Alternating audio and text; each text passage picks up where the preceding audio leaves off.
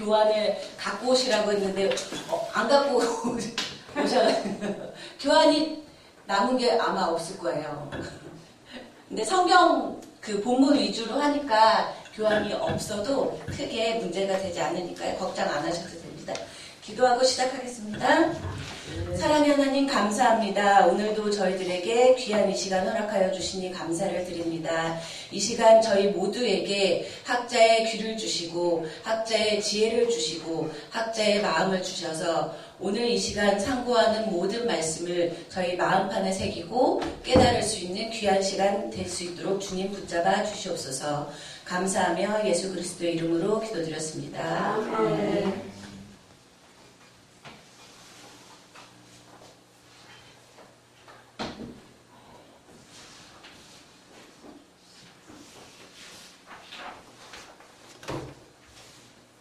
지난주부터 이제 이사야서 본문을 들어갔거든요. 근데 이제 우리 김남경 집사님이 안 오셔가지고 다시 복습을 한 간단하게 지난주 했던 것을 짚고 넘어갈게요.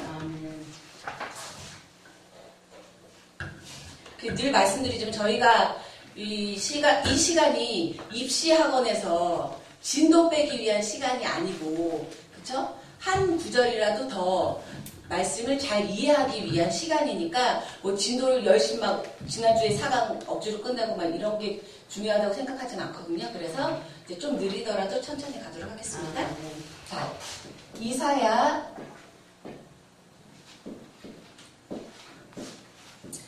선지자의 이름이기도 하고 책 이름이기도 한데 예사야 해서 여호와는 구원하시는 분이시다라는 이름의 뜻이 있어요. 의미가 있어요. 그래서 이사야서 이제 1장부터 66장 전체를 다 읽어봐도 여호와 하나님께서 끊임없이 범죄하고 하나님을 배반하고 하나님께 반역하는 이스라엘 백성들에게 심판하실 것이다라고 말씀은 하시지만 그럼에도 불구하고 돌아오기만 하면 잘못된 길로 가고 있다는 것을 깨닫고 돌아오기만 하면 다시 용서해 주시겠다는, 구원해 주시겠다는 그 말씀이 이 1장부터 66장 전체의 내용이라고 할 수 있거든요. 그래서 이제 지난 시간에도 말씀드렸지만 우리가 이사야서 1장이 학자들도 그렇고 이사야서 1장이 66장 전체의 요약본이나 마찬가지다라고 말들을 하거든요. 그래서 지난 시간에도 1장을 많이 이제 시간을 할애해서 말씀을 드렸죠. 1장이 요약하고 있는 이사야서 전체의 주제는 뭐다? 교환을 보시면 아시지만 하나님께서 원하시는 것은 제사가 아니라 헛된 제사가 아니라 순종이다. 하나님께 순종하는 거다. 라는 것이 이사야서 66장 전체의 주제이기도 하고 66장을 요약하고 있는 이사야서 1장 의 이제 결론이기도 하다고 말씀을 드렸죠. 순종을 뜻하는 이제 히브리어에 대해서도 말씀을 드렸는데 우리가 순종하라 말을 많이 하잖아요. 미슈마.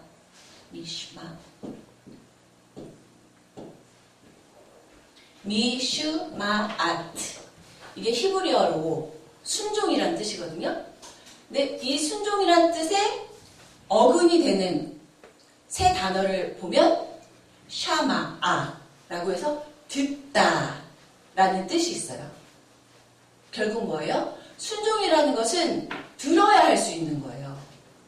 하나님이 너희들은 내 백성이니까 이러이러하게 거룩하게 살아야 된다. 아무리 말씀을 하셔도 듣지를 않으면 순종할 수가 없는 거예요.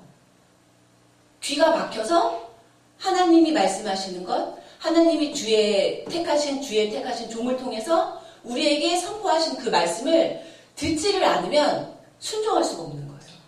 그래서 순종하기 위해서는 제일 먼저 우리가 들을 수 있어야 되는 거예요. 그 1장 할 때도 1장 쭉 이제 읽어보신 분들도 계시겠지만 이사야 백성들의 이 당시에 영적인 상태가 어떠한 거 하니 아무리 떠들어도 듣지를 않는다는 거예요. 아무리 얘기를 해도. 왜? 자신들은 잘하고 있다고 생각하니까. 그러니까 순종을 당연히 할 수가 없겠죠. 들을 그걸 듣지를 못하니까 하나님이 나에게 원하시는 바를 정확히 이해할 수가 없고, 그러니까 자기 나름대로만 계속 하는 거예요. 그래서 여기 우리가 그 1장 10절도 보면 얼마나 이스라엘 백성들의 영적인 상태가 엉망이었는지, 이 소돔의 관원들아, 이 고모라의 백성들아, 이스라엘 백성들에게 제일 심한 욕이 소돔 사람 같다고 하고 고모라 사람 같다고 하는 거예요. 왜? 소돔과 고모라는 창세기에서도 나왔지만 의인 10사람이 없어서 흔적도 없이 멸망당한 도시란 말이에요. 의인 10사람이 없어서. 그러니까 이 소돔의 관원들아, 고모라의 백성들아가 당시 이스라엘 백성들한테는 최고의 이제 욕이나 마찬가지였는데, 이사야가 이스라엘 백성들에게 이 소돔의 관원들아, 고모라의 백성들아라고 이제 계속 얘기를 하니까, 물론 이사야가 임의로 그 말을 한 건 아니죠. 하나님께서 그렇게 선포하라고 하시니까 이사야는 전달을 한 것뿐인데, 그게 괘씸해서 이제 히브리서에 톱으로 떨려 죽은 순교자의 이야기가 나오는데, 그게 이사야라는 유대 전술이 있다고 해요. 소돔 자신들에게, 이스라엘 백성들에게 소돔의 관원들이라고 하고 고모라의 백성들이라고 한 게 너무 괘씸해서 순교를 당하는데, 이사야가 톱으로 썰려서 순교를 당했다는 그런 전설이 있기도 한데, 어쨌든 얼마나 귀를 막고 있는지, 끊임없이 주님이 주의 종들을 통해서 주님이 원하시는 길이 이런 것이다, 공의를 행하는 것이다 라고 얘기를 하지만 귀를 닫고 있기 때문에, 더 나아가서 자신들의 귀가 하나님께 닫혀있다는 것도 모르기 때문에 자신들이 하나님의 말씀을 잘 듣고 있지 않다는 것도 못 깨닫고 있는 그 상태가 이 당시에 이스라엘 백성들의 영적인 상태였다는 거죠. 그래서 주님이 말씀하시기를 1장 11절에 여호와께서 말씀하시되 너희의 무수한 재물이 내게 무엇이 유익하뇨? 나는 수양의 번제와 살찐 짐승의 예배를 차라리 갖고 오지 말라는 거예요. 재물을. 왜? 하나님은 예배 드리는 것을 십계명에도 나와 있잖아. 안식일을 지키라.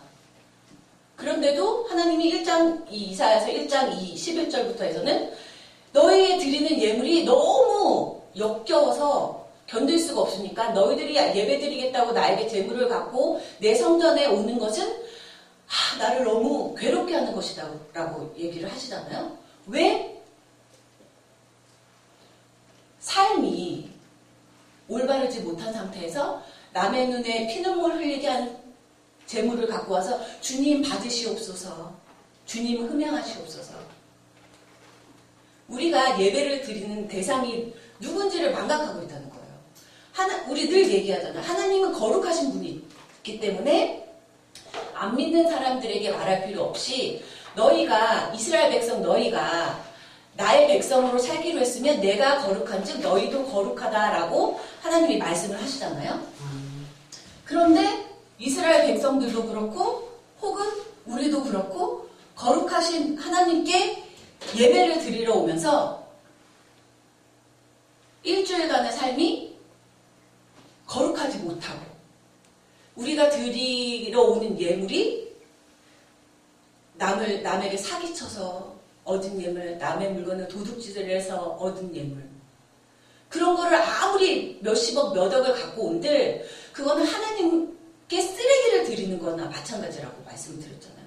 거룩하신 하나님께 거룩한 것만 드려야 되는데 감히 약자의 피눈물이 묻은 예물을 들고 와서 주님은 예물 많이 드리는 거 좋아하시니까 주님 받으시고 나에게 축복해 주세요 하는 것은 주님께 더러운 것을 갖고 와서 주님 받으세요.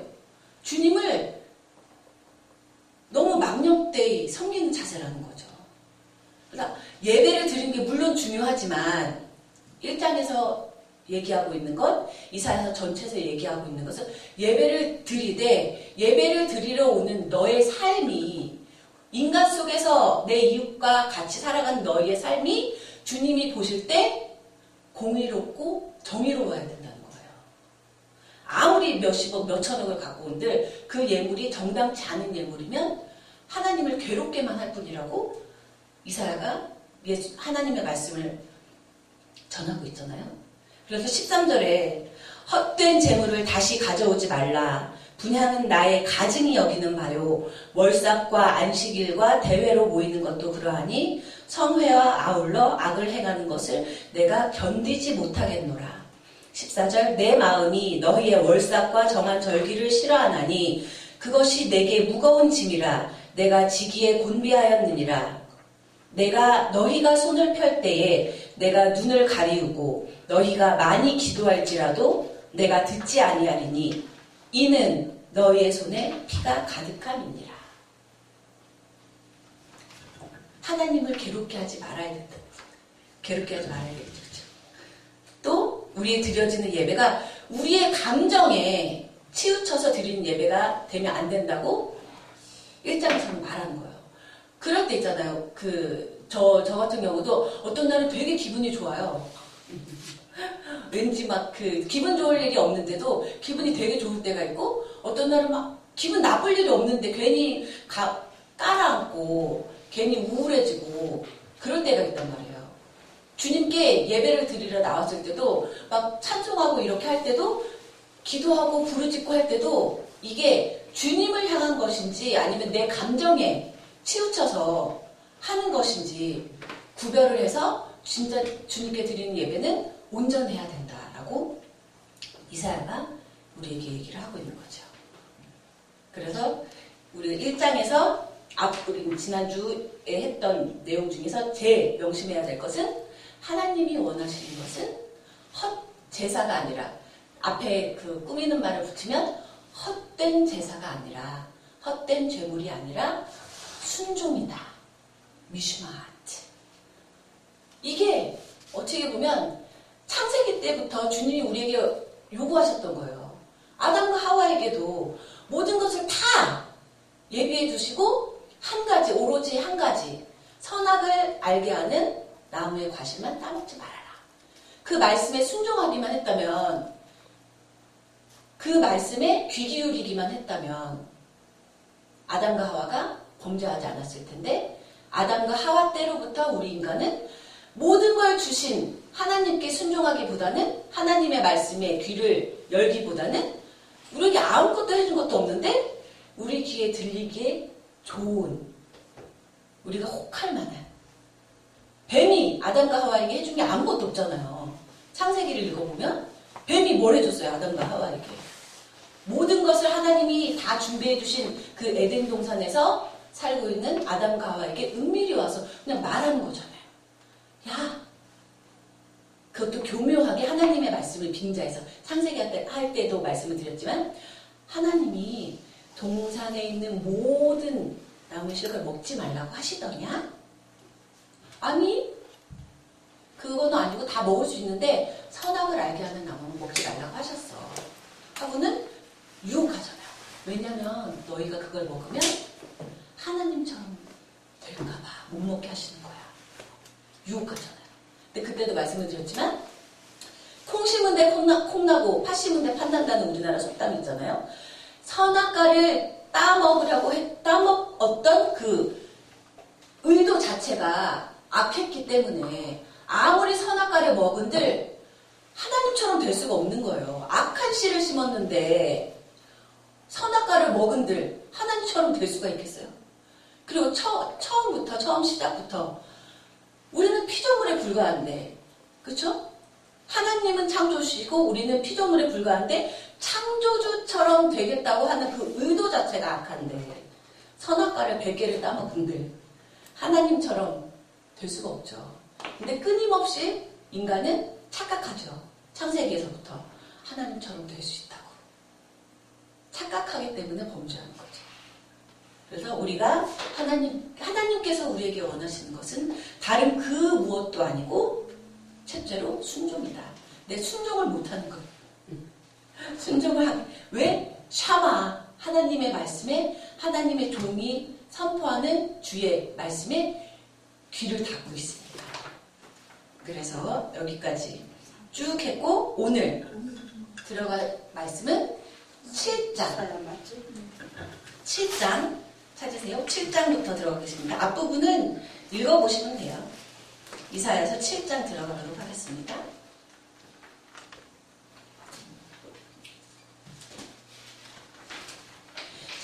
이사야서 7장에서 어떤 말이, 어떤 내용이 나오고 있는지 우리 7장 찾으셨죠? 그 교재, 김연희 전도사님 교재 말씀을 써놨어요. 교원을 보시면 돼요. 거기 드린 거에 7장 1절부터 7절까지 읽겠습니다. 시작. 우시아의 손자요 요담의 아들인 유다왕 아하스 때에 아람왕 르신과 르말리아의 아들 이스라엘왕 베가가 올라와서 예루살렘을 쳤으나 능히 이기지 못하니 혹이 다윗집에 고하여 가로되 아람이 에브라임과 동맹하였다 하였으므로 왕의 마음과 그 백성의 마음이 삼림이 바람에 흔들림같이 흔들렸더라. 때에 여호와께서 이사야에게 이르시되 너와 내 아들 스알 야숲은 윗못 수도 끝 세탁자의 밭 큰 길에 나가서 아하스를 만나 그에게 이르기를 너는 삼가며 종용하라. 아람왕 르신과 르말리아의 아들이 심히 노할지라도 연기나는 두 부직갱이 그루터기에 불과하니 두려워 말며 낙심치 말라. 아람과 에브라임 왕과 르말리아의 아들이 악한 꾀로 너를 대적하여 이르기를 우리가 올라가 유다를 쳐서 그것을 고나게 하고 우리를 위하여 그것을 파하고 다부엘의 아들을 그 중에 세워 왕을 삼자 하였으나 주 여호와의 말씀에 이 도모가 서지 못하며 이루지 못하리라. 7장 1절부터 이제 7절까지 읽었는데 그 1절이 이 7절까지의 내용의 결론이라고 보시면 돼요. 결국 예루살렘을 쳤으나 능히 이기지 못해요.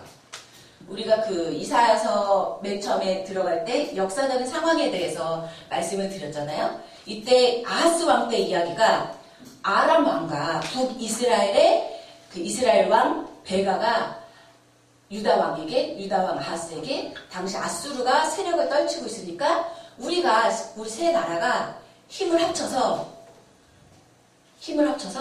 아수르에 대항하자. 그러면 우리가 아수르를 이길 수 있다 하고 제안을 했는데 아하스가 안 하죠. 근데 뭐 믿음이 있어서 안 했다기보다는 아수르에게 붙으려고 하나님이 주시는 하나님이 이사야를 통해서 아하스에게 전달하는 말은 걔네들은 두 부직갱이 구루터기에 불과하니까 너희는 두려워하지 말고 낙심하지 말고 오직 나 여호와 하나님만 믿고 의지해라 라고 이사야가 선포했는데 아하스가 이사야의 그 말을 믿어서 안 하겠다고 한 게 아니고 딱 보니까 아하스가 인간적인 눈으로 봤을 때 아수르가 더 강해 보이거든요. 그러니까 아람하고 이스라엘에게 붙기보다는 아수르에게 붙는 게 낫겠다 해서 이제 연합을 하지 않겠다 거절하니까 이것이 과비하고 아람과 북이스라엘이 쳐들어오게 돼요. 남유다를. 근데 이제 쭉 같은 내용이 반복이 되는데 이사야를 통해서 주님이 말씀하신 것은 나를 의지하라 였지 강대국인 아수르를 의지하라가 아니었거든요. 그러니까 아람과 북이스라엘이 쳐들어왔을 때 초토화가 될 수밖에 없죠. 신앙을 믿지를 못했으니까. 하나님을 믿지를 못하고 쭉 밑에 이제 이후의 얘기를 보면 아수르 왕에게 가서 아람하고 북이스라엘이 쳐들어오려고 하니까 아수르 왕이시여 저희를 구해주십시오 하고 더 나아가서 아수르 왕에게 잘 보여야 되니까 예루살렘 성전에 있는 모든 금은 보화를 갖다가 다 바치고 아수르 왕이 점점 더 강대해지고 있으니까 우리도 아수르 왕이 섬기는 신을 섬겨야 되겠다 하고 예루살렘 성전에다가 아수르가 섬기는 신상을 만들어요. 아하스가 대단하죠. 그러니까 초토화될 수밖에 없는 거예요.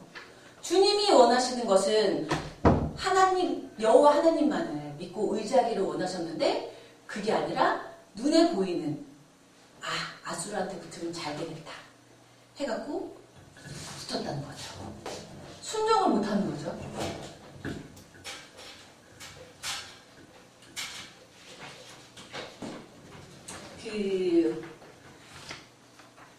스알 야술이라는 이사야 아들의 이름이 나오잖아요.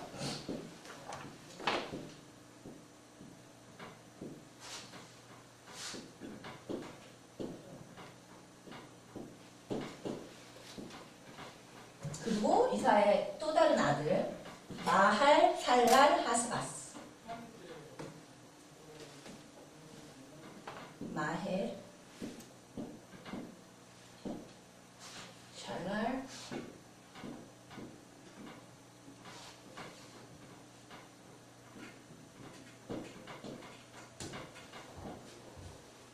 이게 스알 야수. 남은 자들이 슈브가 보통 그 리턴의 뜻이거든요. 돌아오다. 남은 자들이 돌아올 것이다 라는 이름의 뜻이 있어요. 이사야에. 이것도 그러니까 선지자로서 산다는 것은 이사야가 그 성전에서 6장에서 소명처럼 성전에서 소명을 받은 이후부터는 자연인 인간 이사야로서의 삶은 죽는 거예요. 없는 거예요. 이사야의 삶 전체가 이사야의 가족을 포함해서 이사야의 아들의 이름을 지을 때조차도 하나님이 정하라고 하시는 이름, 하나님의 말씀을 백성들에게 예표하는, 표현하는 그 뜻을 갖도록 이름을 지으라고 하시는 거예요. 그래서 스아라 야수이라는 뜻에서 보듯이 지금 사방에서 쳐들어오기는 하지만 남은 자들은 돌아올 것이다 라는 뜻을 갖고 있고, 또 이제 여기 뒷부분에 가서 나오는 마헬살랄 하스바스 8장에 나오는데 또 다른 아들의 이름은 노략이 속하다 라는 뜻이에요. 마헬살랄 하스바스, 이것은 노략이 속하다. 지금은 아람하고 이제 7장에서는 아람하고 이스라엘이 쳐들어오니까 아람하고 이스라엘을 못 이길 것 같지만, 그러나 아람과 이스라엘이 결국 마헬, 살랄, 하스바스처럼 아람과 이스라엘이 남유다를 노력한 것처럼 그들 나라에도 노력이 속히 이루어질 것이다. 결국 망할 거라는 거죠. 그 이사야서 그 두 번째 아들 이름을 통해서 예표를 하는 거죠. 보면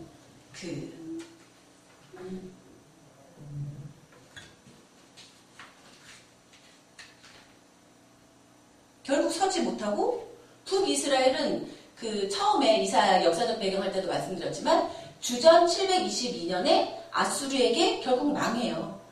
망하고, 그리고 여기서도 지금 읽은 7장 6절에서 이 사람들이 남유다의 아하스 왕을 몰아내고 다부엘의 아들 중에서 왕을 삼자 하고 으쌰으쌰하고 쳐들어왔지만, 남유다가 이때 망한 것이 아니라 남유다를 쳐들어왔던 북이스라엘과 아람이 망한 거죠. 근데 여기에 또 우리가 중요하게 생각할 수 있는 게, 남유다는 그래도 남유다의 백성들은 하나님께 범죄하기는 하지만 그래도 남은 자들이 있잖아요. 하나님께 온전히 성 이사야 선지 같은. 그렇기 때문에 또한 우리 사무엘하 7장 16절 한번 찾아볼까요?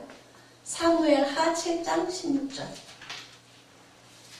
그리고 그 다윗 왕조는 다윗이 임의로 구테타를 일으켜가지고 사울이 통치하는 행태를 보니 안 되겠어, 내가 더 나라를 잘 다스릴 것 같아 하고 다윗이 임의로 인간적인 생각으로 구테타를 일으켜서 사울을 몰아내고 다윗의 이스라엘의 왕이 된 게 아니라 사울이 범죄함으로 하나님이 그를 왕으로 세운 것을 후회하시고 하나님의 종인 사무엘을 통해서 이새의 집에 가서 다윗을 기름 부으시잖아요.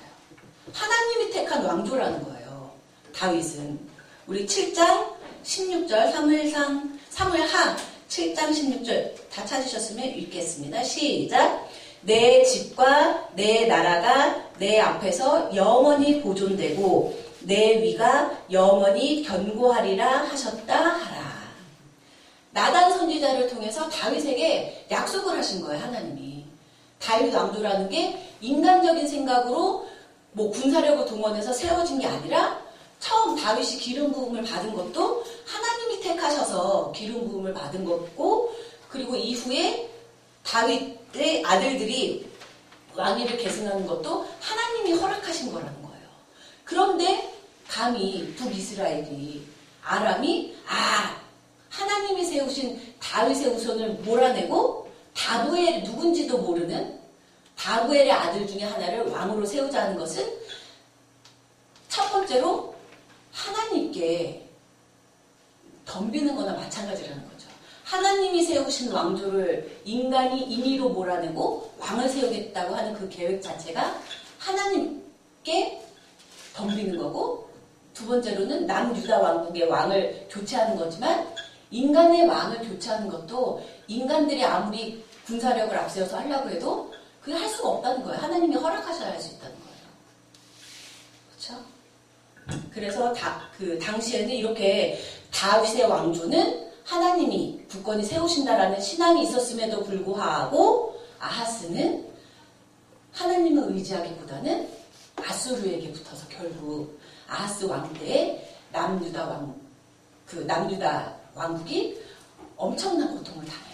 그 역사적 배경할 때 말씀을 드렸죠. 그리고서도 못 믿는 것 같으니까 우리 교환에 8절 9절 교환에 있는 거 같이 읽을게요. 아하스가 딱 보면 이사야가 이렇게 하나님의 말을 선포하는데도 불구하고 못 믿는 것 같으니까 다시 한번 시작. 대저 아람의 머리는 다메섹이요 다메섹의 머리는 르신이며 에브라임의 머리는 사마리아요 사마리아의 머리는 르말리아의 아들이라도 65년 내에 에브라임이 패하여 다시는 나라를 이루지 못하리라. 만일 너희가 믿지 아니하면 정령이 굳게 서지 못하리라 하셨다 할지니라.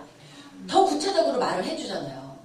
지금 아람하고 북이스라엘이 너희들보다 월등한 군사력을 앞세워서 쳐들어오지만 얘는 65년 내에 망할 거야. 그리고 이스라엘은 이 망한 다음에는 다시 나라를 세우지 못할 거야 라고 더 구체적으로 얘기를 하고, 정령 굳게 서라.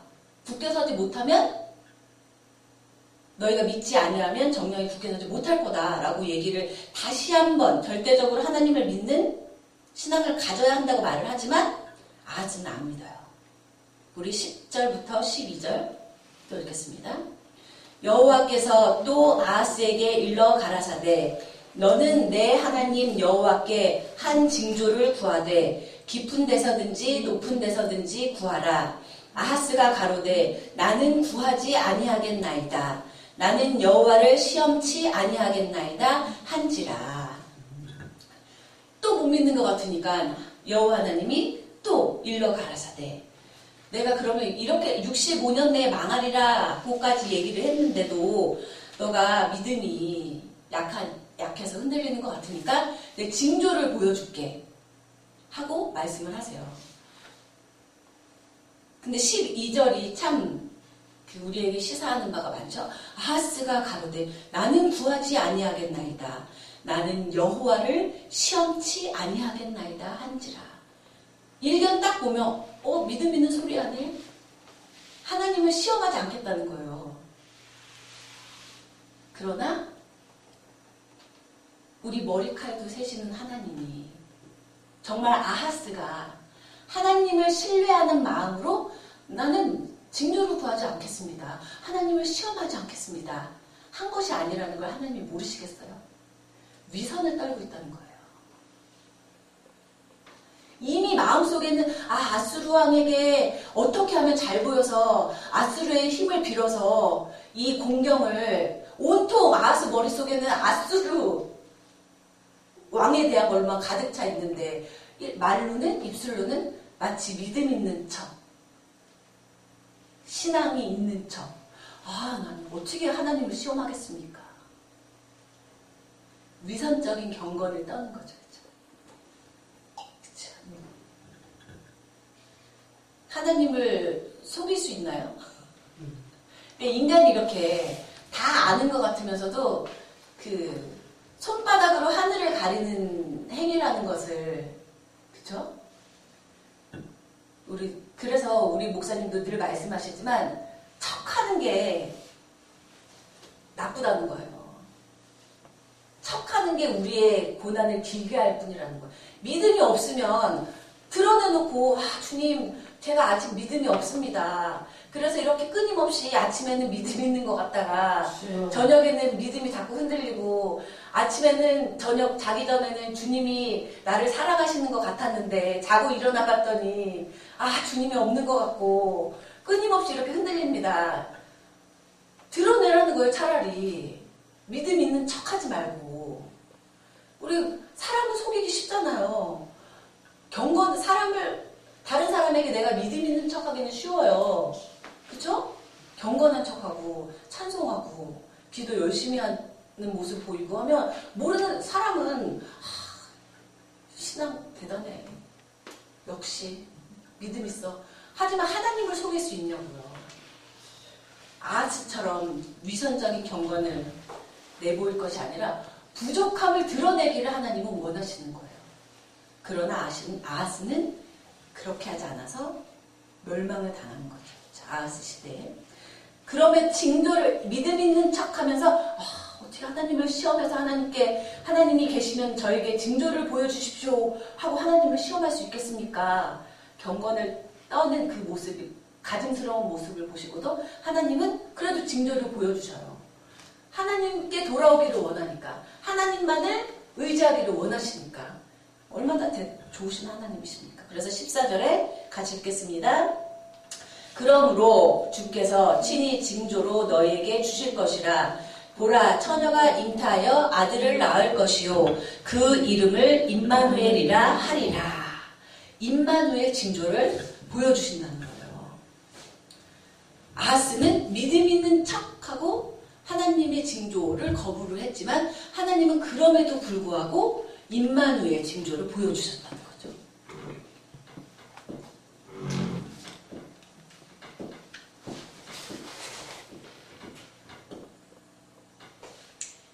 임마누엘, 하나님이 우리와 함께 하신다.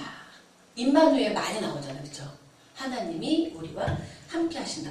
그러니까 하나님이 우리와 함께 하실 거니까 제발 좀 딴 생각하지 말고 딴 잔꾀 부리려고 하지 말고 하나님만 믿고 의지하라고 하는데 그걸 못하는 거죠.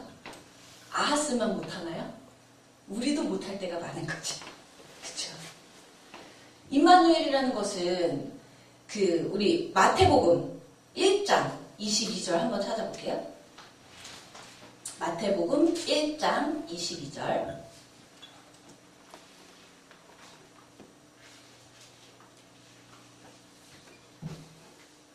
마태복음 1장 22절부터 23절까지.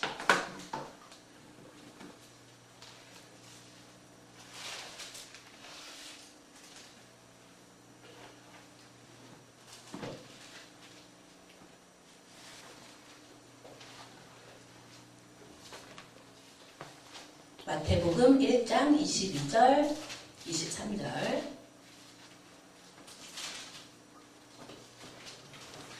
읽겠습니다.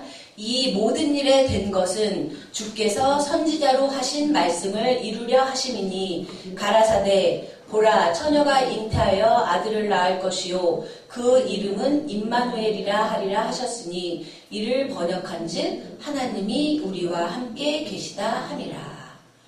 우리가 믿는 예수님이 성육신을 입고 육체를 입고 오신 임마누엘 하나님이시라는 거예요. 임마누엘이라는 것은 뭐예요? 구약시대에 하나님을 믿으라는데 여호와 하나님이 우리의 왕 되신다는데 하나님이 눈에 보이지 않는 분이시니까 끊임없이 이스라엘이 출애굽시켜주시는 그 기적을 보고도 끊임없이 범죄하니까 성막이라는 것을 통해서 광야시대 때는 하나님이 친히 성막에 임재하시는 그 빛, 구름, 영광의 빛 이런 거를 통해서 하나님이 계시구나 진짜 하는 것을 알 수 있게 해주셨잖아요. 그리고 왕이 세워지고 난 다음에는 솔로몬 성전을 통해서 성전에 임재하시는 하나님을 우리가 예배드리러 가면 제사장을 통해서 성전에서 그 하나님이 임재하셔서 우리의 제사를 받아주시는, 그래서 눈에 보이지 않지만 그런 직접적인 하나님의 외형은 우리가 볼 수 없지만 하나님이 계시구나 하는 것을 알 수 있게 해주셨잖아요. 근데 그렇게 아무리 해봐도 아무리 기적과 이사를 보여줘도 하나님이 계시다는 것을 아무리 영광의 빛으로 구름 기둥으로 불 기둥으로 해줘도 끊임없이 믿지를 못하니까 눈에 보이는 예수님으로 육신을 입고 오셔서 우리와 함께 해주셨다는 거예요. 예수님이. 그런데도 죽였죠. 그쵸? 그런데도 거룩하신 하나님이 거룩하지 못한 인간의 육신까지 입으시면서 우리에게 오셔가지고 내가 그로라 말씀하시고 친히 드러내시고 이적을 행하시고 기적을 보여주시고 끊임없이 말씀을 해주셨지만 믿는 자들은 소수였잖아요. 그렇죠? 결국 십자가에 못 박아서 죽였잖아요. 그 어떻게 해야 도대체 믿는 거예요? 눈으로 보여줘도 눈으로 볼 수 있는 가시적인 형태로 보여주는데도 못 믿는데 그러니까 천국에 들어갈 자가 바늘길을 낙타가 통과하는 것보다 어렵다는 거. 그렇잖아요? 눈에 안 보여서 못 믿겠다고 하니까 영광의 빛으로 간접적으로 보여줬는데도 못 믿어. 끊임없이 범죄해. 그래서 눈으로 볼 수 있게 육신을 입고 오셨는데도 아니야 하고 못 박아서 죽여. 물론 3일 만에 부활하셔서 다시 가셨지만 도대체 어떻게 해야 우리를 창조하신 창조주 하나님을 믿을 거냐는 거예요. 그쵸? 이렇게 친히 육신을 입고 오셨는데도 못 믿는데. 그러니까 우리가 신앙생활 하는 게 어쩌면 쉬워요. 하나님이 우리에게 원하시는 것은 단 한 가지. 순종하라는 거잖아요. 다른 누구의 말에 순종하는 게 아니라 내 말에 하나님의 말씀만 듣고 그 말씀대로만 순종해서 행하면 되는데 우리는 끊임없이 다른 말을 듣잖아요. 그렇죠? 다른 말, 내가 듣기 좋은 말. 그러니까 이게 신앙을 지키기가 한편 쉬운 것 같으면서도 죽을 때까지 온전한 신앙인으로서 살아가기가 참 힘들다. 그러나 늘 성경을 통해서도 말씀을 하지만 하나님이 말씀해 주시지만 우리의 그 연약함을 하나님은 다 아신단 말이에요. 우리의 연약함을 드러내놓고 주님, 우리가 더 주님 앞에 순종할 수 있는 믿음을 달라고 기도하면 되는데 돌아오기만 하면 되는데 귀를 막고 있으니까 그게 문제라는 거죠. 우리 11장으로 넘어가겠습니다.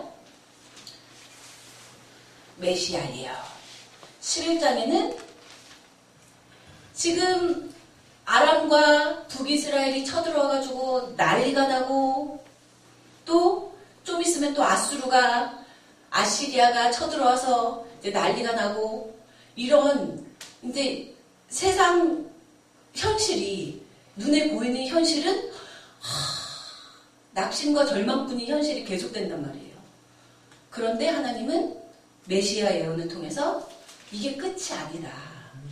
이게 끝이 아니고 지금 너무 곤고하고 희망도 안 보이고 암울하지만 이게 끝이 아니고 내가 2세의 줄기에서 나오잖아요.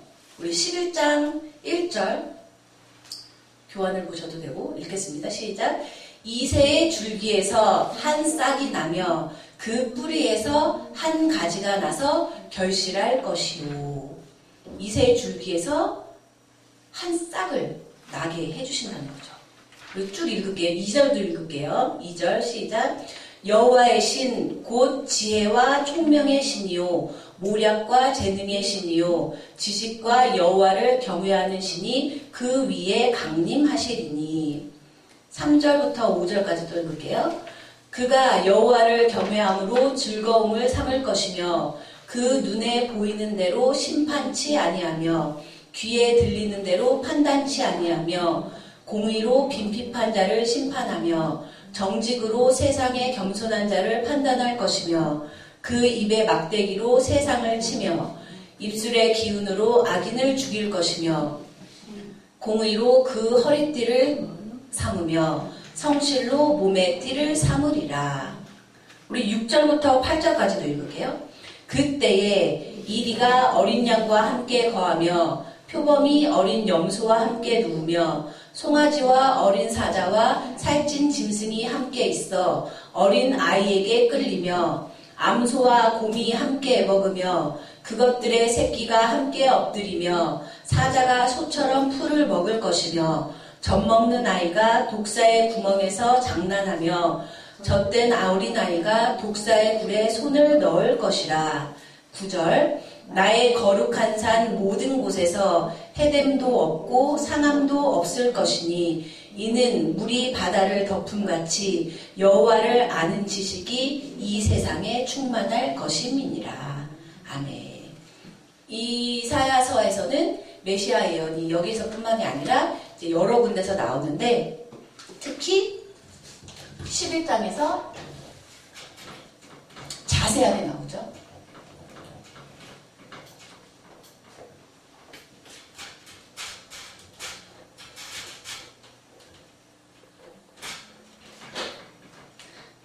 자, 다윗 아버지가 누구라고 했어요? 다윗 아버지? 다윗 아버지. 다윗 아버지 이세. 그쵸. 이세가 다윗을 낳았죠. 여기 보면 1절에 이세의 줄기에서 다윗으로부터 다윗을 시작으로 다윗 왕조가 시작되었는데 이세는 왕이 아니었잖아요. 그쵸?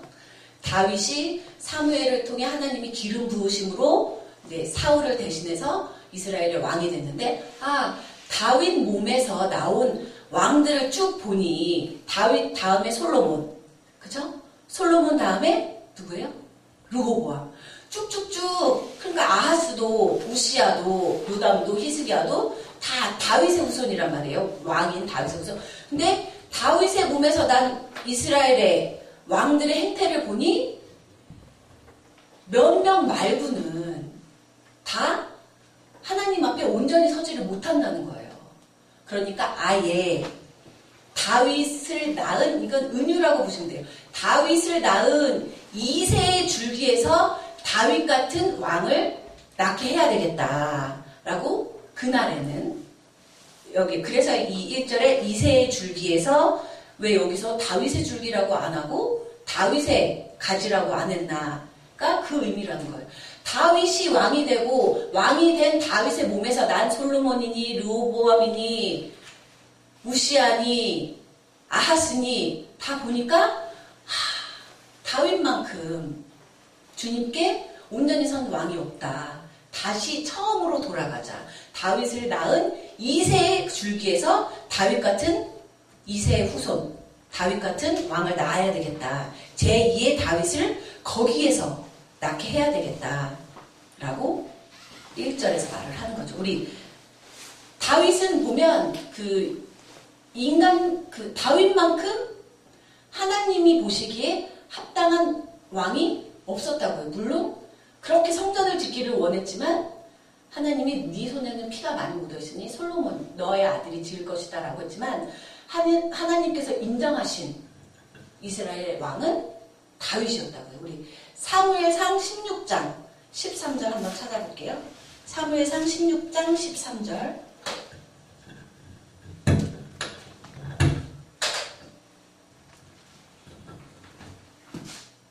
상 16장 13절. 찾으면 읽어주세요.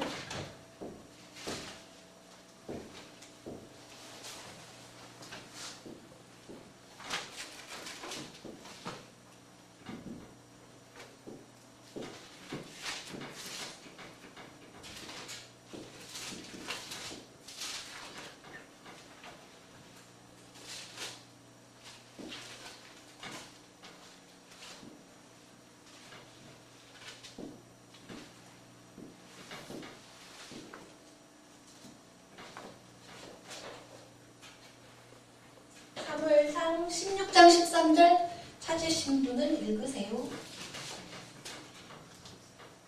사무엘이 기름 불정을 가져다가 그의 형제 중에서 그에게 부었더니 그날 이후로 다윗의 여호와의 영에게 크게 감동하니라. 사무엘이 떠나서 라마로 가니라. 그죠. 여기에 왜 그렇게 다윗이 운전할 수 있었는가가 나온다는 거예요. 왜? 다윗 말고는 여호와의 신의라는 뜻이 제 개역 한글에 보면 여호와의 신이라고 나오거든요. 성령. 신약시대에 와서는 여호와의 신을 성령이라고 하는데 다윗은 성령을 받은 왕이었다는 거예요. 여호와의 신을 받은 왕. 그랬기 때문에 물론 그렇다고 해서 인간적인 결함이 없었던 것은 아니에요. 우리가 잘 알잖아요. 다윗 우리아의 아내 밧세바에게 홀딱 반해가지고 우리아를 죽게 만들고 밧세바를 취해서 솔로몬을 낳잖아요. 성령에 감동된 자라고 해서 흠이 없는 건 아니에요. 흠이 있지만 성령에 감동된 자는 성령을 받지 못한 자하고 다른 것이 내가 잘못했구나를 깨달을 수 있다는 거예요. 깨닫고 다시는 그 똑같은 범죄함을 저지르지 않는다는 게 그 차이라는 거예요. 성령을 받은 사람은. 우리는 인간에게 늘 얘기하잖아요. 우리는 인간이기 때문에 피조물이기 때문에 하나님처럼 완벽할 수는 없어요. 온전하기 위해서 끊임없이 죽을 때까지 노력을 해야 되는 거지. 성령 받은 날로부터 난 완전해 퍼펙트맨이야. 그거는 사입이죠. 그죠? 예수 믿은 다음부터 완전해지셨습니까? 아니잖아요. 우리는 인간에 불과하단 말이에요. 아무리 우리가 성령의 9가지 열매를 다 맺는다고 해도 우리는 하나님이 아니에요. 인간이에요. 그래서 방언을 하고 예언을 하고 은사를 나타내고 해도 인간적으로는 끊임없이 실수도 하기도 하고 그럴 수밖에 없다는 거죠. 그러나 뭐 인간이니까 실수할 수 있지 이게 아니라 성령을 받은 사람이라면 내가 이때 잘못했구나. 하나님이 보시기에 온전치 못하게 행했구나를 깨닫고 다시는 똑같은 일을 안 하는 게 성령을 받은 사람이라는 거죠. 그래서 다윗이 왜 이렇게 하나님이 인정하신 왕이었냐 하면 사무엘상 16장 13절에 보듯이 다윗은 그냥 기름 부음만 받은 것이 아니라 기름 부음 받고 성령 여호와의 신을 받은 사람이었기 때문에 여러 인간적인 흠집도 있었지만 하나님이 인정하시고 자기가 잘못했던 것을 다시는 하지 않으려고 끊임없이 노력하고 시편도 여호와를 찬양하는 시편도 그렇게 많이 짓고 성전을 짓기 위한 모든 준비도 다 하고 성전에서 주님께 예배를 드릴 때 부르는 찬송이며 제사 그 절찬 그런 것도 다윗이 다 많이 했다고 하잖아요. 자 어쨌든 그래서 다윗 같은 제2의 다윗 같은 왕이 나와야 되겠다. 구약시대니까 그래서 다윗 같은 제2의 다윗 같은 왕이 나와서 이스라엘을 다스려야 되겠다. 다스리게 하겠다라고 예언을 하셨고 그것이 이제 신약시대에 와서 예수님을 통해서 이게 성취가 되었지만 우리가 못 박아서 죽였잖아요. 그죠? 그래서 다시 오실 예수님 우리는 기다리고 있는 건데 어쨌든 자 우리가 메시아 많이 하죠. 메시아가 뭐예요? 우리가 메시아 얘기 많이 하는데 그리고 그날에 오실 메시아를 기다리잖아요. 재림 예수 다시 오실 메시아를 기다리잖아요. 그죠? 메시아라는 말은 히브리어로 마샤라는 어원에서 왔는데 기름을 붓다 라는 뜻이에요. 기름을 붓다. 그것을 이제 기름을 붓는 건 내가 붓는 거죠. 근데 기름 부음을 받다 하면 메슈 기름 부음을 받다 수도명으로 남이 나에게 부어주는 거죠. 성경에 보면 성경에 나오는 표현으로 하면 여호와가 기름을 부어주시는 거 하나님이 내가 내 머리에 기름을 붓는 게 아니에요. 기름 부음을 받다.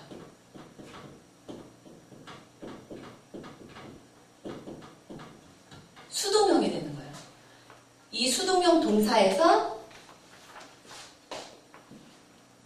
메시아가 나오는 거예요. 메시아라는 단어가. 기름 부음 받은 자. 그래서 우리가 메시아라고 부르는 것은 이제 이스라엘이 결국 남유다까지 다 망하고 난 다음에, 그쵸?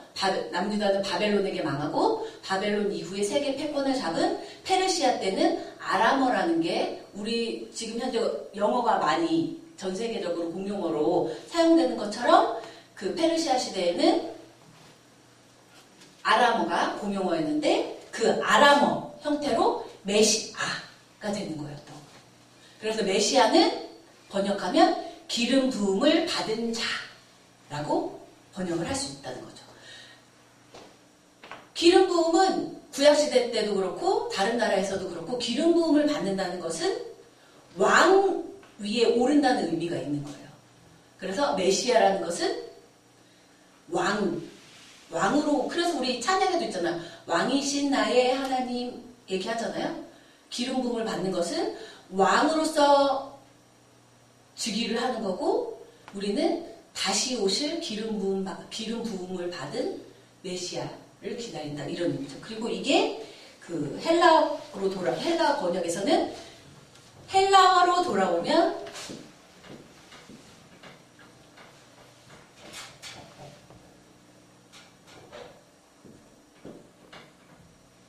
헬라어로 하면 크리스토.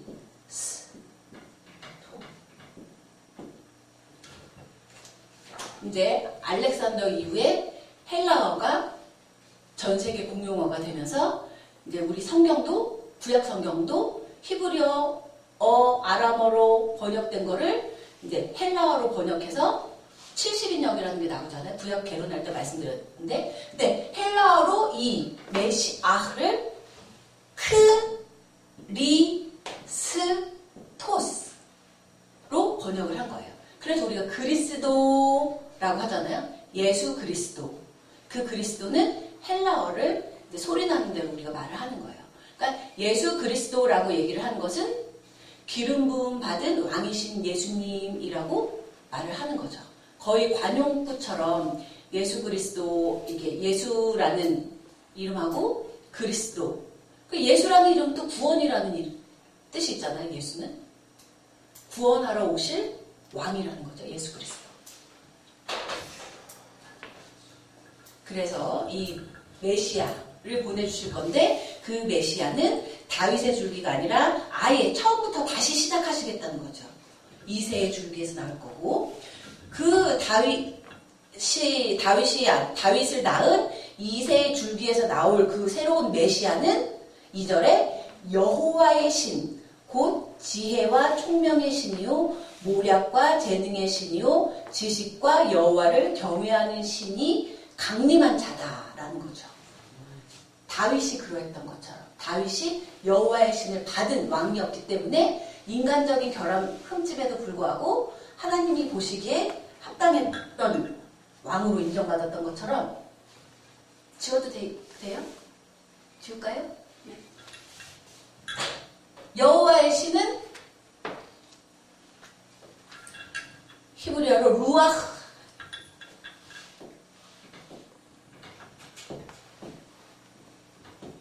야훼, 여호와의 신. 이 루아흐는 신으로 번역되기도 하고 영으로 번역되기도 하고 바람이라고 번역되기도 하고. 그래서 신약에 나오죠. 성령이 바람같이 임한다고. 그렇죠? 루아흐. 여호와의 신은 신. 여호와, 그러니까 성령을 받은 사람에게 나타나야 될 것들이 여기 또 나오잖아요. 여호와의 신, 곧 지혜와 총명의 신이요 모략과 재능의 신이요 지식과 여호와를 경외하는 신이 그 위에 강림하시리니. 여호와의 신, 신약시대의 성령을 받은 사람은 지식과 여호와를 경외하는 걸로 가득 차 있어야 된다는 거예요. 그리고 여호와를 경외하는 것으로 즐거움을 삼고, 당연히 여호와의 지식과 지혜가 충만하니까 그 밑에 쭉 나오는 것처럼 눈에 보이는 대로 심판치 아니하고 귀에 들리는 대로 판단치 아니하고 오직 공의로 빈핍한 자를 심판하고 정직으로 세상의 겸손한 자를 판단할 것이며 그 입의 막대기로 세상을 치며 입술의 기운으로 악인을 죽일 것이며 공의로 그 허리띠를 삼으며 성실로 몸의 띠를 삼으리라. 성령을 받은 사람은 이렇게 살아야 된다는 거예요. 공의롭게, 정의롭게. 성령 받았다 하면서 정직하지 못하게 살고 뇌물을 좋아하고 그러면 이게 말이 안 된다는 거죠. 그렇죠? 물론 실수는 할 수 있죠. 성령 하루 24시간 365일 성령 충만하게 살면 얼마나 좋겠어요. 그러나 우리가 성령 충만할 때도 있지만 충만하지 못할 때가 때로는 더 많잖아요. 그렇죠?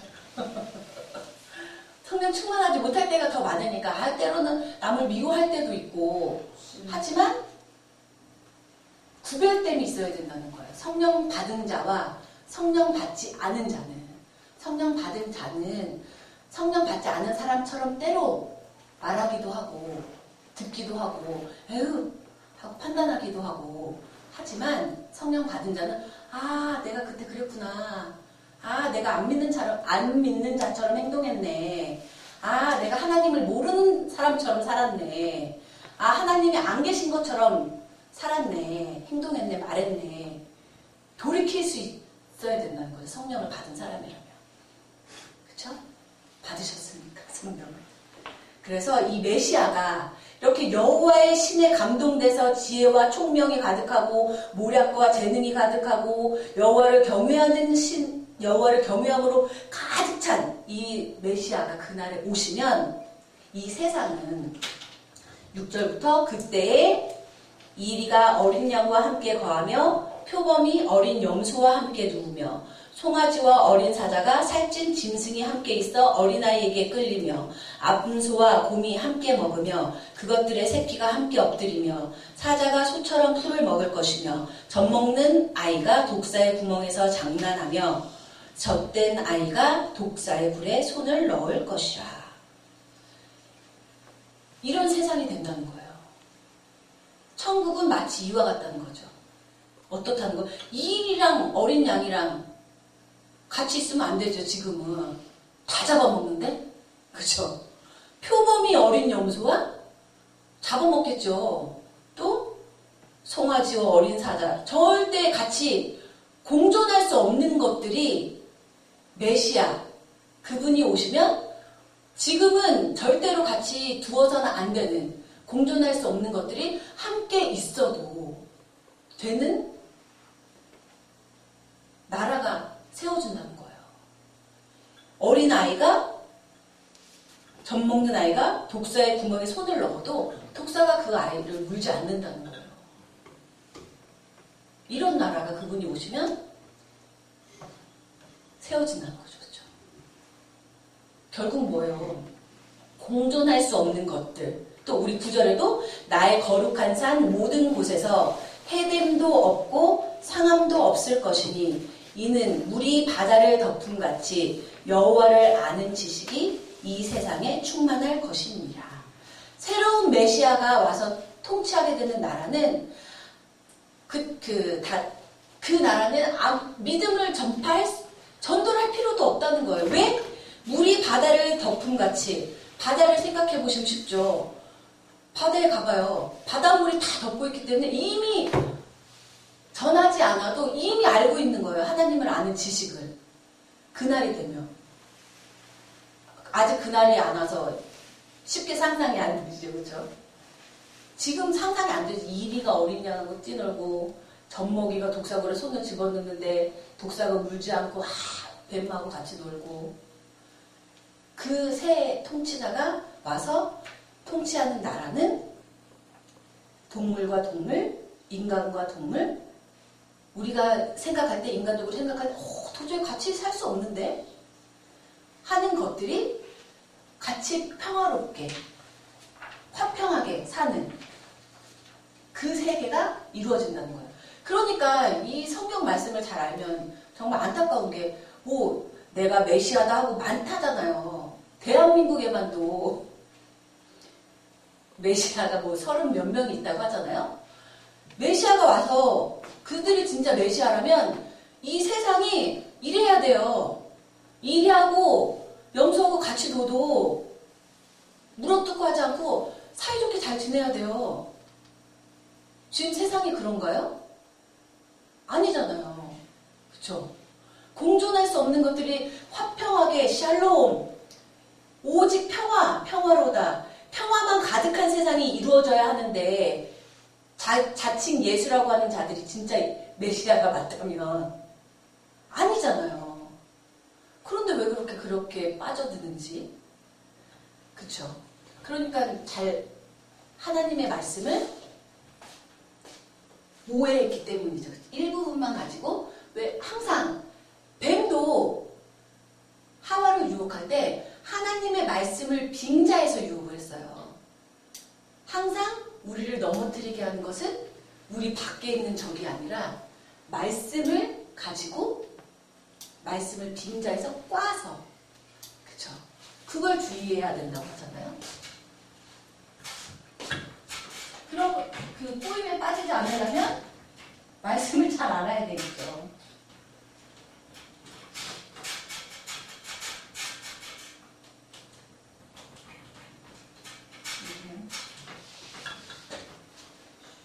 그리고 그래서 늘 말씀을 잘 뭐 이천독하고 천독하고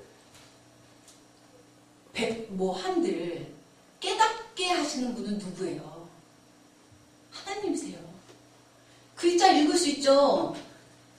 한글을 읽는 거랑 이 한글로 된 성명을 줄줄줄줄 에브라임의 줄이나 없애려 뭐 읽는 거랑 그 읽어서 깨닫는 것은 또 다른 문제고 깨달은 하나님의 말씀을 내 삶에 적용시키는 건 또 다른 문제고 그쵸? 그래서 늘 깨달을 수 있게 지혜를 달라고 구해야 되는 거예요. 그렇죠? 선 사람이 있습니까? 그래서 주님이 선줄로 아는 자 망하기 쉽다고 하시잖아요. 그렇죠? 자, 30장으로 넘어갈게요. 30장 1절부터 2절. 그래서 우리는 이제 메시아 예언을 통해서 진짜 메시아가 왔으면 이 땅에 평화로다.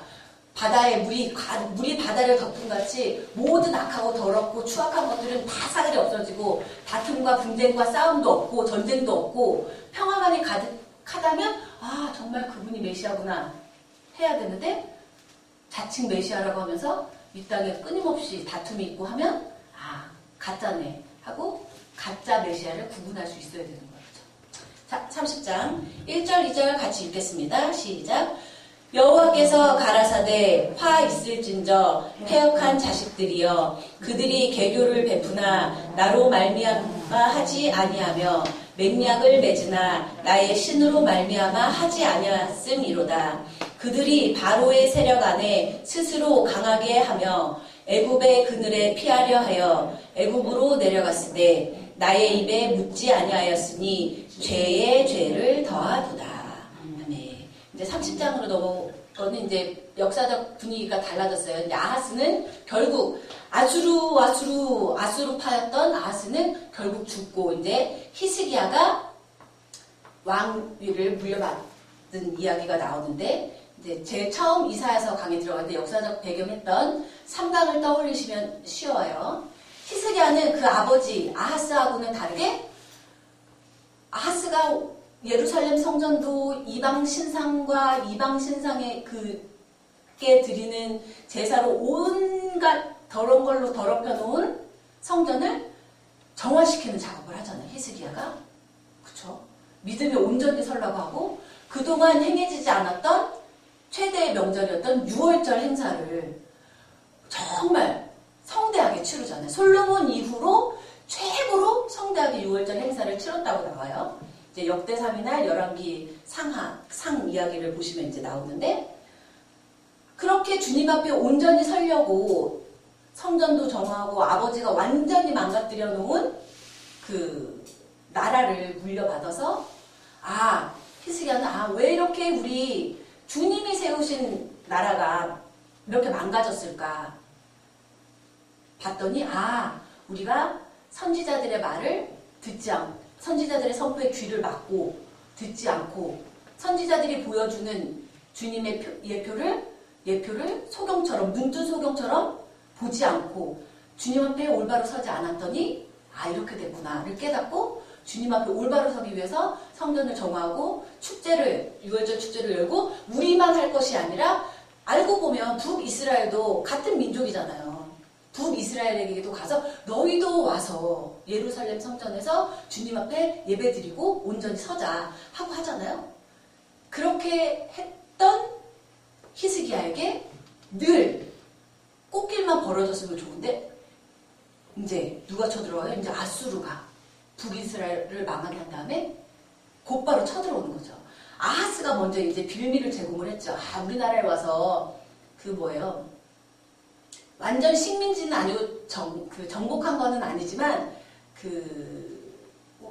우리나라도 일제시대가 끝나고 난 다음에 무슨 통치라고 우리나라는 미국이 임시로 대신 통치를 하고 나라가 완전 초토화되어 있으니까 전쟁으로 사법분이, 행정분이, 입법분이 이런 게 세워져 있지 않으니까 미 군정이 임시로 우리를 통치하는 것처럼 아수르가 그런 식으로 아예 식민지화 시키지는 않았지만 거의 그런 식으로 아수르화 되어 가는 빌미를 마련을 했잖아요. 아하스가. 그러니까 히스기야는 그것에서 벗어나서 이제 주님 앞에 온전히 서려고 노력을 하니까 히스기야에게 더 꽃길만 있으면 얼마나 좋아요. 그렇죠? 잘 믿으니까. 근데 또 그건 아니라는 거예요. 우리가 예수 그리스도를 믿으면 우리 전도할 때 흔히 많이 쓰잖아요. 예수 믿으면 병 고침 받고 예수 믿으면 복 받고 하잖아요.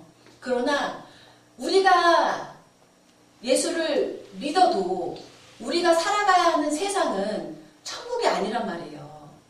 우리는 안 믿는 자들 틈에서 살아야 하고 때론 이리 같은 사람들과 호랑이 같은 사람들과 같이 살아가야 되기 때문에 끊임없이 어려움이 있단 말이에요. 내 신앙을 지키면서 잘 살아가도. 이때에도 히스기야가 그렇게 주님 앞에 온전히 서고 초토화된 이스라엘을 재건하려고 노력을 했지만 아수르가 점점 위협 세력으로 성장해서 쳐들어오니까 히스기야도 애굽한테 붙어야 되겠다. 흔들렸단 말이에요. 애굽이 그래도 군사력이 세 보이니까. 그러니까 이 얘기가 나온 거예요. 여호와께서 가라사대 너희는 그렇게 나한테 온전히 서겠다고 그런 행동도 성전도 재건하고 했으면 끝까지 가야지. 하나님께 묻지도 않고 주의 종에게 아수르가 쳐들어오려고 하는데 우리 현재 군사력으로는 감당하기가 어려우니까 애굽이랑 맹약을 맺으면 어떨까 하는데 주의 종님 여호와께 물어달라고 할 수 있잖아요. 기도할 수 있잖아요. 근데 기도 안 하고 여기 나오죠. 맹약을 맺으니 나로 말미암아 하지 아니하며 맹약을 맺으나 나의 신으로 말미암아 하지 아니하였음이로다. 이런 실수 우리도 늘 하잖아요. 그렇죠? 잘 믿는다고 하면서 정말 힘들 때는 하나님 앞에 나오기보다는 일단 내 눈에 보기에 해결책이라고 생각하는 해결책을 선택하기 쉽다는 거죠. 그러므로 바로의 세력이 너희의 수치가 되며 애굽의 그늘의 피함이 너희의 수욕이 될 것이니라. 애굽의 도움이 헛되고 무익하니라. 그러므로 내가 애굽을 가만히 앉은 라합이라 일컬었느니라. 여기서 이제 라합이라고 나오는데 우리 여호수아가 여호수아서에서도 나오잖아. 라합. 여호수아 2장 1절에 등장하는 가나안 기생의 이름도 라합인데 그 라합하고는 발음만 똑같고 달라요. 요것도 참고적으로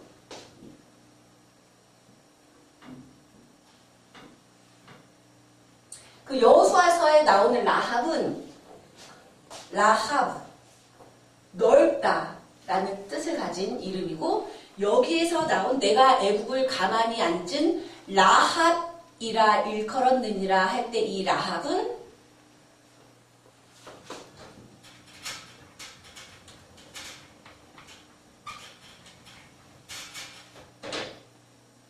똑같이 레쉬로 시작하지만 중간이 달라요. 다르죠? 여기는 핫, 이거는 헤이 하는데, 이거는 넓다라는 뜻이지만 이것은 헛되다 라는 뜻이에요. 힘없다. 힘없다 뜻. 너희들이 인간적인 눈으로 보기에는 애굽이 군사도 많고 병거도 많고 힘 있는 것 같지만 결국 종이 호랑이에 불과한데 왜 나를 의지하려고 하지 않고 종이 호랑이에 불과한 애굽을 의지하려고 하느냐 한탄하시면서 얘기를 하는 거죠. 또 그 뒤에도 계속 나와요. 31장 1절부터 3절까지도 애굽은 돕지 못하니까 너희들이 도움을 구할 대상은 애굽이 아니라 이스라엘의 거룩한 자뿐이다. 31장 3절에 나오잖아요. 애굽은 사람이요 신이 아니며 그 말들은 육체요 영이 아니라 여호와께서 그 손을 드시면 돕는 자도 넘어지며 도움을 받는 자도 엎드러져서 다 함께 멸망하리라. 왜 높으신 하나님을 의지하려고 안 하고 인간에 불과한 애굽을 의지하려고 하나? 헛된 짓을 한다 이거죠. 그렇죠? 애굽이 아무리 힘써도 인간에 불과하다 이거예요. 그러니까 너희들이 오로지 의지할 대상은 여호와다. 그래서 36장으로 넘어갈게요. 36장 1절 읽겠습니다. 히스기야 왕 14년에 아수르 왕 사네립이 올라와서 유다 모든 견고한 성을 쳐서 취하니라. 그리고 결국 아수르가 쳐들어오죠. 그리고 37장 1절부터 쭉 몇 절까지? 7절까지 같이 읽겠습니다. 시작. 히스기야 왕이 듣고 그 옷을 찢고 굵은 배를 입고 여호와의 전으로 갔고 국내 대신 엘리야김과 서기관 셈나와 제사장 중 어른들도 굵은 배를 입으니라. 왕이 그들을 아모스의 아들 선지자 이사야에게로 보내매 그들이 이사야에게 이르되 히스기야의 말씀에 오늘은 환난과 책벌과 능욕의 날이라. 아이를 낳으려 하나 해산할 힘이 없음 같도다. 당신의 하나님 여호와께서 랍사게의 말을 들으셨을 것이라. 그가 그 주 아수르 왕의 보냄을 받고 사시는 하나님을 회방하였음즉 당신의 하나님 여호와께서 혹시 그 말에 견책하실까 하노라. 그런즉 바라건대 당신은 이 남아있는 자를 위하여 기도하라 하시더이다. 이와 같이 히스기야 왕의 신하들이 이사야에게 나아가매 이사야가 그들에게 이르되 너희는 너희 주에게 이렇게 고하라. 여호와께서 말씀하시되 너희의 들은 바 아수르 왕의 종들이 나를 능욕한 말을 인하여 두려워 말라. 보라 내가 신을 그의 속에 두리니 그가 풍성을 듣고 그 고토로 돌아갈 것이며 또 내가 그를 그 고토에서 칼에 죽게 하리라 하셨느니라. 우리 14절 15절도 읽을게요.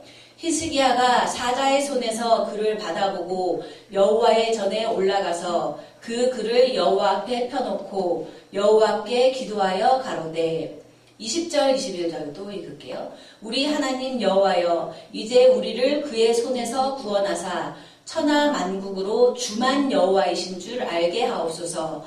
아모스의 아들 이사야가 보내어 히스기야에게 이르되 이스라엘의 하나님 여호와께서 말씀하시되 내가 아수르 왕 사네립의 일로 내게 기도하였도다 하시고 그리고 33절부터 35절까지 읽을게요. 그러므로 여호와께서 아수르 왕에 대하여 가라사대 그가 이 성에 이르지 못하며 한 살도 이리로 쏘지 못하며 방패를 가지고 성에 가까이 오지도 못하며 흉벽을 쌓고 치지도 못할 것이요 그가 오던 길 곧 그 길로 돌아가고 이 성에 이르지 못하리라. 나 여호와의 말이니라.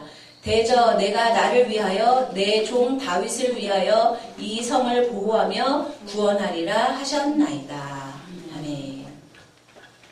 아수르가 결국 쳐들어왔을 때 히스기야처럼 해야 된다는 거예요. 우리도 믿음 신앙생활 하는 중에 믿기만 하면 정말 꽃길만이 펼쳐질 것 같지만 그렇지 않고 생각지도 못한 어려움이 왔을 때 히스기야처럼 여호와의 전에 올라가 여호와께 기도하고 여호와의 종에게 와서 물어야 된다는 거예요. 이런 어려움이 있는데 사내립이 쳐들어오고 쭉 이 구절을 이 부분을 읽어보시면 사내립의 신하 랍사게가 이스라엘 사람들이 다 듣고 이해할 수 있는 이스라엘 히브리어 말로 야 히스기야가 너희들에게 하는 말 믿지 말아라. 히스기야가 너희들이 믿는 여호와 하나님이 너희들을 구원할 거라고 하지? 아니야. 너희들이 믿는 그 여호와라는 신은 힘없어. 그 말 믿지 말고 히스기야가 아무리 굳게 서라고 해도 믿지 말고 항복해. 끊임없이 하나님까지 조롱하면서 마음을 흔든단 말이에요. 굳게 하나님만 바라보고 설라고 하는데 우리도 흔들리게 하는 것은 안 믿는 자들의 말이 아니라 믿는 자들이 하나님이 너만 믿어? 나도 하나님 믿는데 우리가 이해할 수 있는 말로 흔든단 말이에요. 아유 하나님 너만 믿냐? 나도 믿는데 이때는 이럴 수도 있는 거야. 이렇게 우리를 흔든단 말이에요. 늘 제가 이제 예로 드는 게 눈에 보이는 큰 위험이 오면 오히려 우리가 단단하게 설 수 있어요. 비바람이 몰아치고 홍수가 오면 이 홍수만 넘어가면 된다 하고 굳건히 설 수 있지만 눈에 보이지 않는 따뜻한 해와 같은 우리의 겉옷을 벗기게 하는 바람이 아니라 따뜻한 햇볕이 우리를 흔들면 넘어지기가 오히려 더 쉽다는 거예요.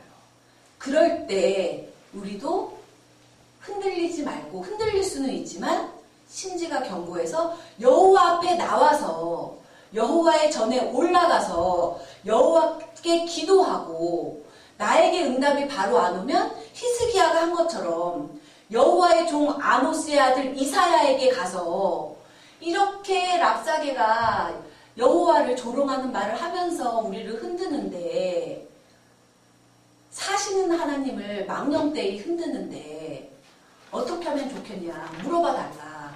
나에게 응답이 안 오면 흔들릴 것이 아니라 응답 받을 수 있는 여호와의 종 앞으로 나가서 도움을 구해야 된다는 거예요. 그랬더니 결국 사내립이 다 남유다를 망하게 할 것처럼 군사를 끌고 왔지만 쭉 읽어보시고 그 열왕기랑 이제 역대기를 읽어보시면 사내립이 어느 날 그냥 돌아가요. 금방이라도 다 쳐들어올 것처럼 하지만 그 고국에서 온 여기에도 나오는데 고국에서 온 소문을 듣고 안 되겠다. 그 소문을 듣고서는 그 성경에는 그 소문이 어떤 거였는지는 자세히 안 나오지만 이제 유추를 하던데 반역 나라를 이제 사내립 왕이 다른 나라를 치려고 밖에 나와 있으니까 그 나라에서도 또 우리 왕이 없을 때 우리가 왕위를 차지해야 되겠다 하고 반란의 세력들이 들고 일어났나 봐요. 그 이야기가 쭉 나와요. 그래서 소문을 듣고 가가지고 갔다가 자기 민족에게 칼 맞아서 죽어요. 그래서 이것도 결국 뭐예요? 하나님 앞에 구하니까 아까 초반에 했던 것처럼 애굽의 힘을 빌리려고 하지 않고 하려고는 했지만 돌이켜서 여호와의 말씀에 귀 기울이고 애굽은 종이 호랑이라고 하시니까 지금은 반신반의하는 마음이지만 그래도 여호와 앞에 온전히 서자 하는 모습을 보시고 더 가까이 나오니까 인간적으로는 전혀 불가능한 일이죠. 정말 일촉즉발인데 사내립이 고국으로 돌아가서 칼 맞아 죽으리라고 누가 생각이나 하겠어요. 인간으로는. 그러나 하나님은 하실 수 있다는 거죠. 그래서 아수르의 사내립이 돌아가고 유다는 위기에서 벗어나게 되죠. 그랬을 때 잘 서야죠, 끝까지. 그러나 38장 1절부터 읽겠습니다. 1절부터 6절까지 38장 1절부터 6절 교환을 보시면 쉬워요. 교환에 제가 해놨으니까요. 시작. 그 즈음에 히스기야가 병들어 죽게 되니 아모스의 아들 선지자 이사야가 나와 그에게 이르되 여호와께서 이같이 말씀하시기를 너는 내 집에 유언하라. 내가 죽고 살지 못하리라 하셨나이다. 히스기야가 얼굴을 벽으로 향하고 여호와께 기도하여 가로되 여호와여 구하오니 내가 주의 앞에서 진실과 전심으로 행하며 주의 목전에서 선하게 행할 것을 추억하옵소서 하고 심히 통곡하니 이에 여호와의 말씀이 이사야에게 임하여 가라사대 이르기를 내 종 다윗의 하나님 여호와께서 이같이 말씀하시기를 내가 내 기도를 들었고 내 눈물을 보았노라. 내가 내 수안에 15년을 더하고 너와 이 성을 아수르 왕의 손에서 건져내겠고 내가 또 이 성을 보호하리라. 아멘. 이렇게 주님께 온전히 서고 사내립의 위기에서도 벗어났지만 죽는다고 또 하시는 거예요. 어떻게 하나님이 이럴 수가 있어? 가 아니라 우리가 우리 기도를 하나님이 들어주시기를 원하고 우리가 흘리는 눈물을 주님이 보시기를 원한다면 히스기야처럼 할 말이 있어야 되는 거예요. 저 고난이 왔을 때 죽는다 했을 때 아휴 믿어봐야 소용없네. 그냥 죽지 뭐. 자포자기가 아니라 아휴 지금까지 이렇게 아둥바둥 신앙생활 한다고 하면서 해왔는데 갈수록 태산이구만. 이게 아니라 히스기야처럼 왜? 나를 살려주실 분은 누구예요? 여호와 하나님 분이시잖아요. 안 그래요?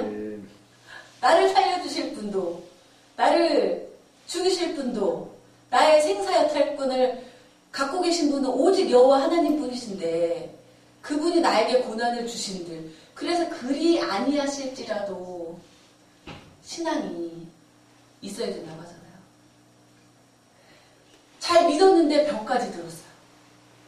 그럴 때 히스기야가 아이고 차라리 애굽을 의지할까요? 이럴 줄 알았는데 그게 아니라 병 들어서 아예 이사야 선지자의 말을 통해서 왕 죽을 거니까 유언하시오. 하나님의 말씀입니다. 하실 때 될 대로 되라. 이게 아니라 히스기야는 얼굴을 벽으로 향하고 여호와께 나에게 죽는다고 말씀하신 여호와께 기도하는 거예요. 그런데 그냥 기도하는 게 아니라 내저렇게 있는 거죠. 히스기야는 주님 내가 주의 앞에서 아버지가 더럽혀 놓은 예루살렘 성전도 재건하고 아버지가 아수르 신상까지 예루살렘 성전에 갖고 들어와서 제사하고 온 이스라엘 땅을 더럽게 한 걸 그렇게 반대로 무릅쓰고 열심히 재건하고 6월절 행사도 치르고 한 것 좀 보시고 혹시라도 내가 잘못한 게 있더라도 주의 목전에서 그렇게 선하게 행한 것을 추억하옵시고 살려달라고 내놓을 게 있어야 되는 거예요. 그쵸? 근데 우리는 이렇게 하기가 쉽지 않죠. 그쵸? 열심히 믿는다고 믿었는데 어려움만 계속 오고 갈수록 태산이며 하고 뛰쳐나가기가 쉬운데 될 대로 되라. 믿으나 안 믿으나 똑같은데 그죠? 믿으니까 더 안 해? 에이 하고 나가기가 쉬운데 히스기야처럼 믿었는데 더 어려움이 올지라도 주님 앞으로 더 가까이 나아가야 된다는 거예요. 뛰쳐나간들 뭐 뾰족한 수가 있어요? 그죠? 뾰족한 수가 없잖아요. 뛰쳐나간들. 그러니까 여호와의 말씀이 여호와께 히스기야의 기도가 상달되고 히스기야의 눈물이 상달돼서 15년을 생명 연장을 받잖아요. 그죠? 그런데 끝까지 죽을 때까지 이 믿음 더욱 굳세라고 잘 지켰으면 좋은데 히스기야도 인간에 불과한지라. 39장 1절부터 8절까지 읽을게요. 시작. 그때에 발라단의 아들 바벨론 왕 무로닥 발라단이 히스기야가 병들었다가 나았다 함을 듣고 글과 예물을 보낸지라.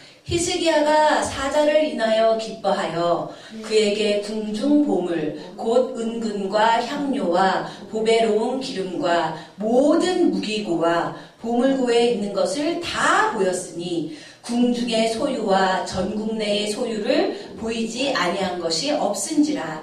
이에 선지자 이사야가 히스기야 왕에게 나와 묻되 그 사람들이 무슨 말을 하였으며 어디서 왕에게 왔나이까. 히스기야가 가로되 그들이 원방 곧 바벨론에서 내게 왔나이다. 이사야가 가로되 그들이 왕의 궁전에서 무엇을 보았나이까. 히스기야가 대답하되 그들이 내 궁전에 있는 것을 다 보았나이다. 내 보물은 보이지 아니한 것이 하나도 없나이다. 이사야가 히스기야에게 이르되 왕은 만군의 여호와의 말씀을 들으소서. 보라, 날이 이르리니 내 집에 있는 모든 소유와 내 열조가 오늘까지 쌓아둔 것이 모든 바벨론으로 옮긴 바 되고 남을 것이 없으리라. 여호와의 말이니라. 또 내게서 나의 자손 중에서 몇이 사로잡혀 바벨론 왕궁의 환관이 되리라 하셨나이다. 히스기야가 이사야에게 이르되 당신의 이른바 여호와의 말씀이 좋소이다. 또 가로되 나의 생전에는 평안함과 견고함이 있으리로다 하니라. 아멘. 참 대조되죠?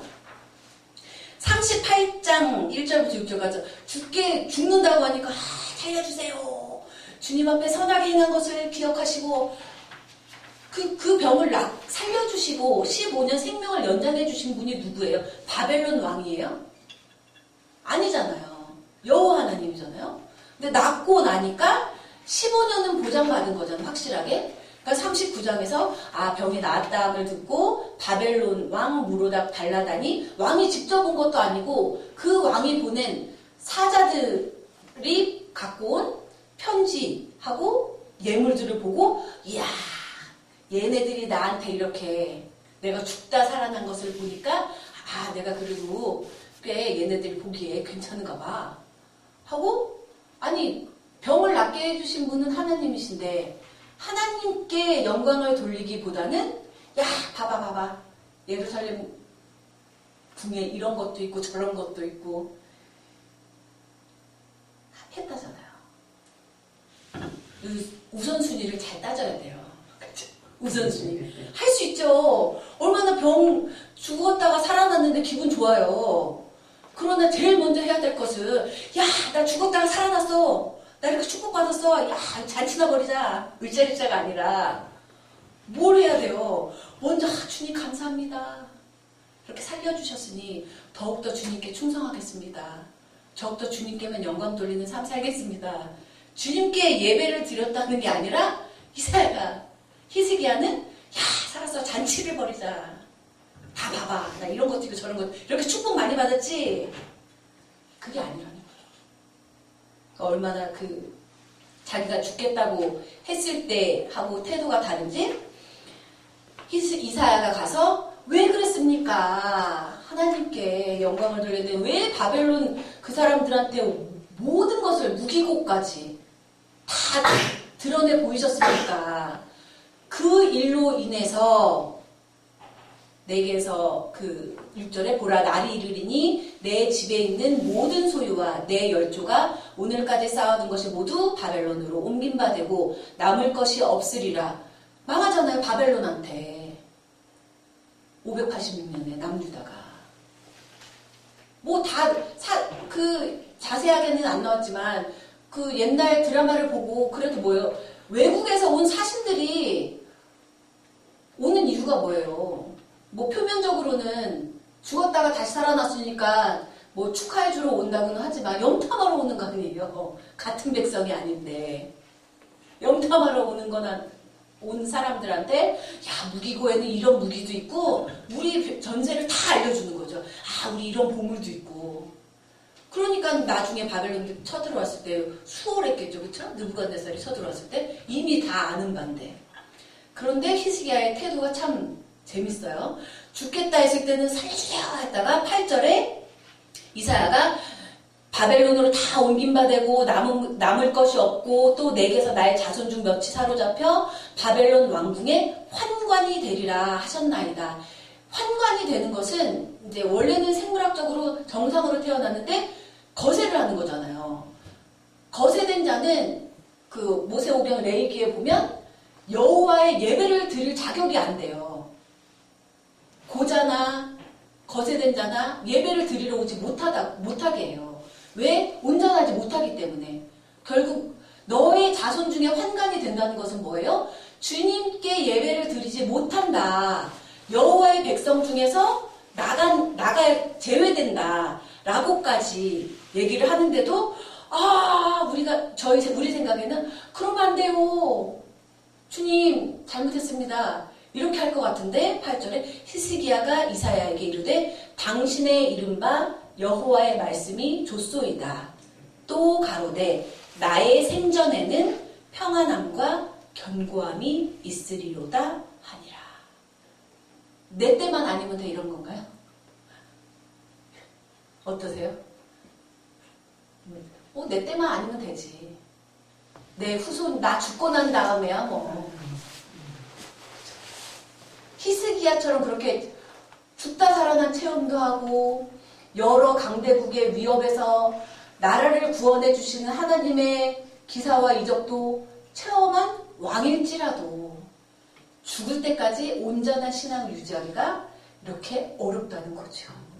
하물며 우리는 어떻겠어요, 그렇죠? 저만 해도 하루에도 수십 번씩 울긋불긋 하는데 그러니까 그럴 때 어떻게 해야 돼요? 에이 이게 아니라 나가서 뭘 뾰족한 수가 있으면 나가면 되는데 우리는 이미 알잖아요. 모든 것을 주관하시는 분은 누구다? 여호와 하나님밖에 없어요. 싫다고 나간들 무슨 뾰족한 수가 있냐고요. 더 주님께 가까이 나오는 일 밖에는. 그쵸? 그래서 우리가 흔들릴 때 이런 우리보다 앞선 신앙생활을 한 여러 믿음의 선배들의 그 일생을 보면서 우리가 끝까지 믿음 생활 잘하는 저희 모두가 되기를 바라면서 오늘 강의를 마치고 다음 주에는 이제 40장부터 66장까지의 주요 본문들만 해서 이제 말씀을 드리도록 하겠습니다. 감사합니다.